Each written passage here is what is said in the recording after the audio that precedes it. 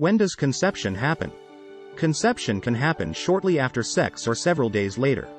Although an egg has a short lifespan, semen can live up to 5 days in the female reproductive tract. This means conception can happen in as little as a few hours and up to 5 days after having sex. There are 2 ways conception can take place.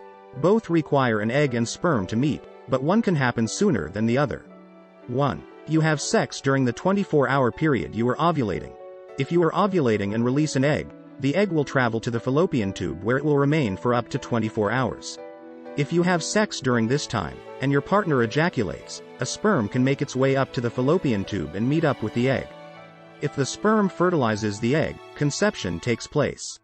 2. You have sex in the days leading up to or right after ovulation. If you have sex, but you are not ovulating, conception can still take place. 2.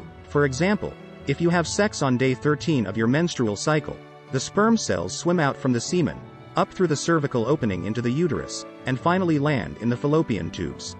This is where the sperm stays until it either meets up with an egg or dies. You ovulate and release an egg on day 14.